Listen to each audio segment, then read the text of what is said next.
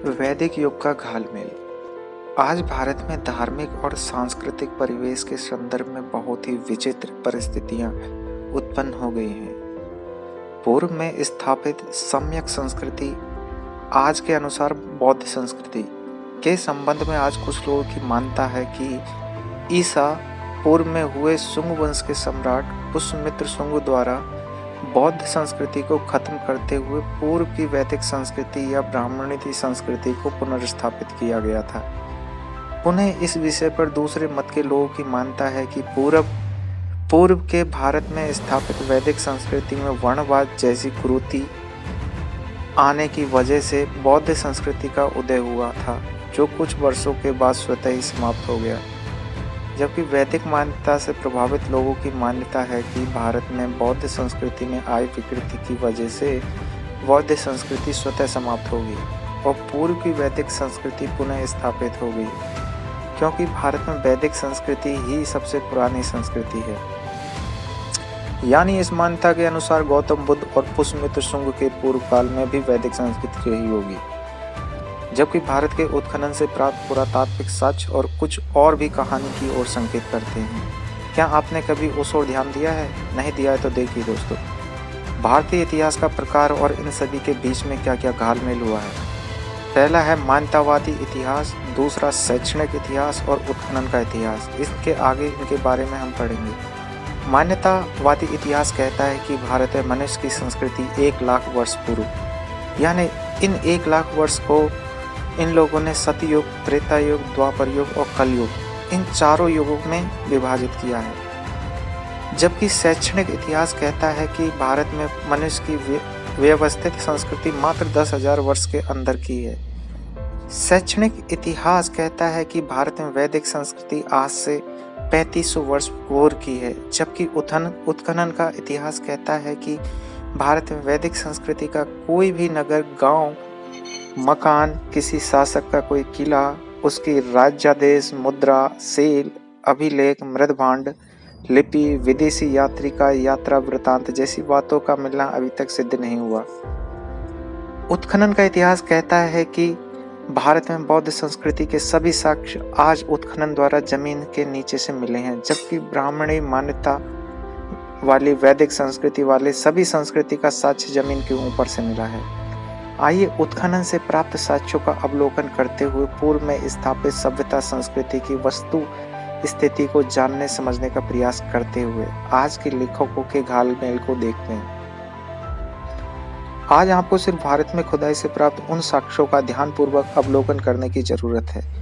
सर्वप्रथम आपको शुंग काल से पूर्व के प्राप्त अवशेषों को देखना होगा कि सच में पुष्यमित्र शुंग ने पूर्व के किसी बौद्ध स्थल को नष्ट किया भी था, या फिर पूर्व के अधिकांश बौद्ध स्थलों को सुरक्षा प्रदान करते हुए उनमें से कुछ बौद्ध स्थलों का पुनरुद्धार करते हुए उन्हें नए रंग रूप में सुसज्जित भी किया। दूसरा, उसने सत्ता और राजनीतिक मजबूरी के चलते पक्ष विपक्ष में रहे किन्हीं खास लोगों की हत्या की थी, या समूचे भारत में रह रहे बौद्ध मतावलंबियों की भी हत्या कर दी थी। इन सभी बातों के बाद दूसरी बात पर भी बारीकी से ध्यान देना होगा कि क्या वास्तव में गौतम बुद्ध के पहले भी वर्णाश्रम पर आधारित समाज का साक्ष्य मिलता है, या यह वर्णागत समाज सिर्फ कपोल कल्पित है। तीसरी बात यह भी देखना होगा कि क्या गौतम बुद्ध के पूर्व काल में भी संस्कृत भाषा के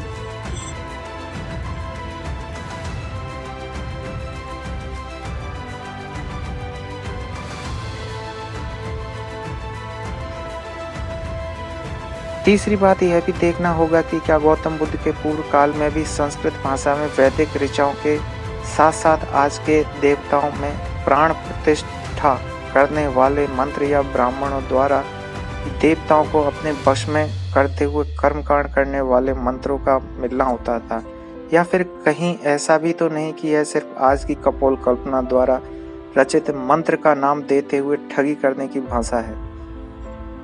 चौथी बात यह भी प्रमुखता से देखना होगा कि क्या वैदिक सभ्यता का मूलाधार देवी देवताओं की मूर्तियां हैं।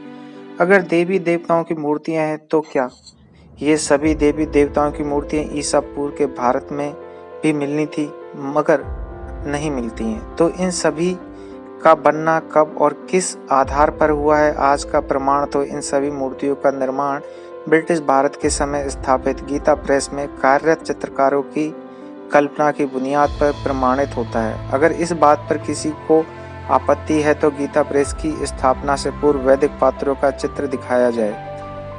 पांचवी बात कुरीति से संबंधित है। इसमें एक प्रश्न उठता है कि वैदिक ब्राह्मणी परंपरा में देवदासी प्रथा, सती प्रथा, हरि बोल प्रथा, नर बलि प्रथा, पशु बलि प्रथा, नियोग प्रथा और कन्या शुद्धि प्रथा जैसी अनेक कुरीतियां होने के बाद भी यह ब्राह्मणी वैदिक संस्कृति खत्म नहीं हुई।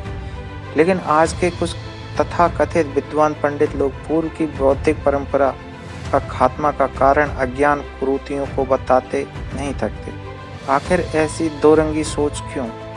जब तक इन सभी बिंदुओं पर सूक्ष्म दृष्टिकोण को रखते हुए साक्ष्यपरक विश्लेषण नहीं करेंगे, तब तक किसी के पक्ष में कुछ भी कहना अपनी मनोकुलता के अनुसार धार्मिकता बैठाने के समान समझा जाएगा। आइए भारत के उत्खनन से प्राप्त साक्ष्यों के आधार पर प्रथम ज्ञात सभ्यता काल की संस्कृति से लेकर आज तक की दिख रही संस्कृति पर नजर डालते हैं।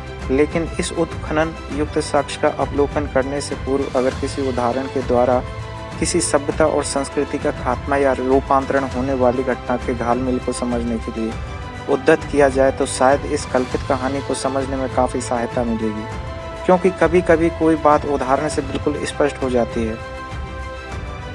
आइए साक्ष्य से पूर्व कुछ घालमेल वाले उदाहरण को देखते हैं। बौद्ध संस्कृति या वैदिक संस्कृति खात्मा या रूपांतरण को समझने के लिए उदाहरण स्वरूप किसी नदी का खात्मा या रूपांतरण को लेकर समझने की कोशिश करते हैं। किसी भी नदी के उद्गम स्थल से लेकर उसके सागर तक के मिलने वाले नामों और प्रक्रियाओं पर गौर करें। फिर आप उस नदी के जैसे इस संस्कृति को भी समझ जाएंगे कि किस संस्कृति खात्मा या रूपांतरण कैसे होता है या उसके अंदर तथाकथित धूर्तों द्वारा घालमेल कैसे किया जाता है।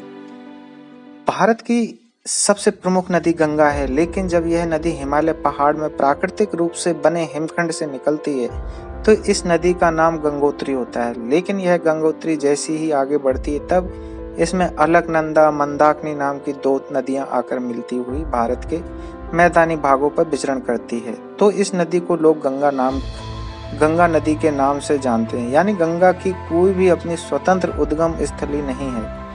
यही गंगा नदी जब मैदानी भागों को चीरती हुई बंगाल की खाड़ी में मिलने को बेचैन होती है तो पश्चिमी बंगाल और बांग्लादेश के यह नदी अपने गंगा नामी रूप अस्तित्व को समाप्त करते हुए हुगली और पद्मा के नाम में परिवर्तित होकर समुद्र में मिलती है।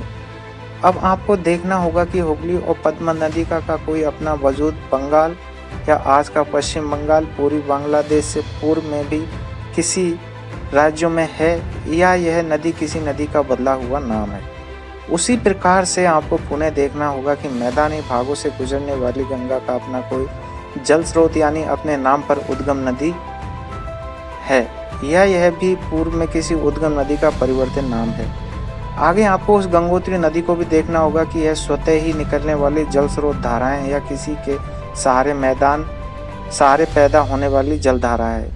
इन सब विषयों पर जब आप अपनी सूक्ष्म दृष्टि डालेंगे तो पाएंगे कि प्रकृति से उत्पन्न होने वाले सिद्धांत प्रतीत समुत्पात के अनुसार पहाड़ की सबसे ऊंची चोटी पर हिमखंड का बनना होता है और उसी हिमखंड से ग्लेशियर का निर्माण होता है।